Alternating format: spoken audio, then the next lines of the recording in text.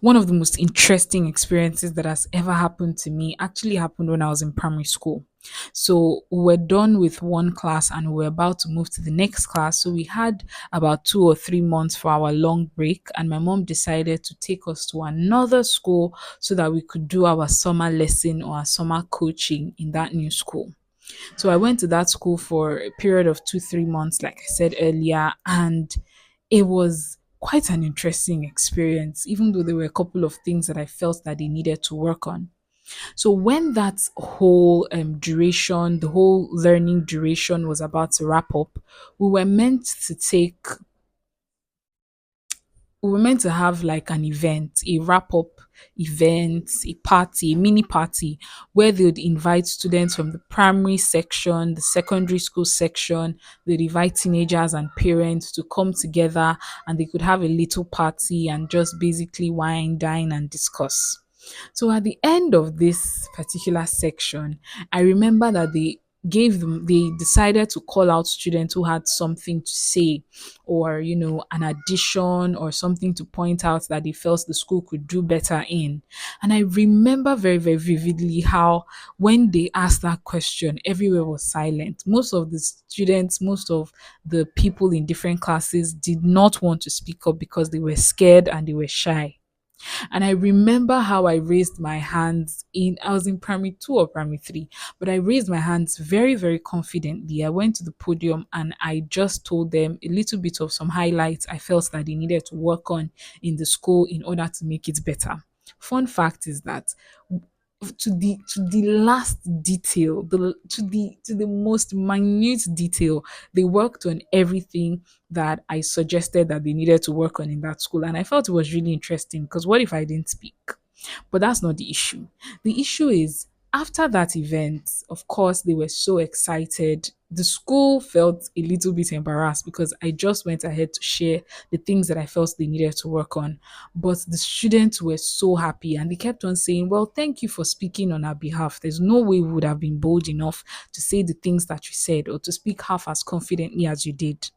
Now, much later, fast forward to when I started growing up and I started getting into my teens, I started getting scared of speaking to people. Why? Because I didn't want to be misunderstood, because I did not want to be judged, because I didn't want people to think that I was trying to be better than them, because I did not want to sound judgy and all of those things. I started to be very, very reclusive. A lot of events that had already happened in my life made me to be very, very shy, very, very recluse. I found it difficult to take compliments. I just went from that very bold and excited young lady to a very shy, withdrawn, and recluse person.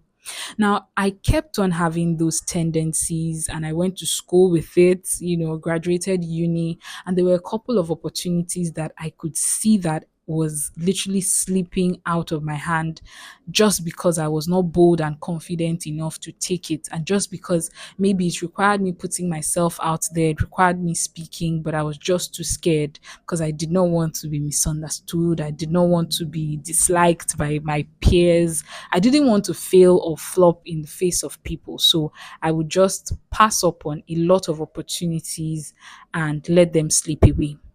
Now that I am growing up and now that I've been thrown into the labor market, quote unquote, and I have to start picking up skills that are necessary for me, especially in this age of being 20 something, I've come to learn that communication is gold in this generation.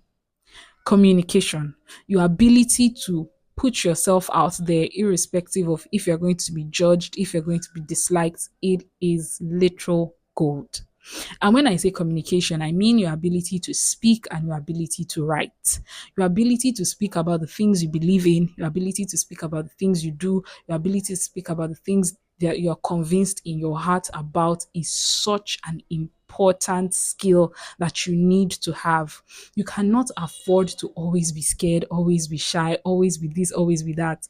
I was reading this particular scripture that spoke about Jesus and the blind Bartimaeus. If you remember vividly, one of the things that really stands out for me in that scripture is the verse that says that even when he was shouting and trying to call the attention of Jesus, people silenced him, but he cried out even louder.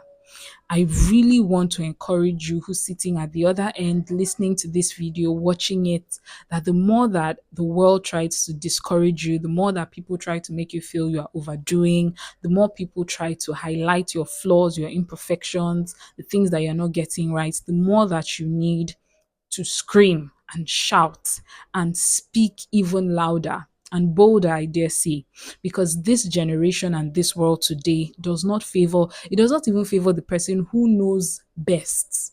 It doesn't favor the person who knows a lot of what they are doing, but it favors the person who is able to speak and the person who is confident enough to put themselves out there when every other person is scared and is unsure and is doubting. Put yourself out there today.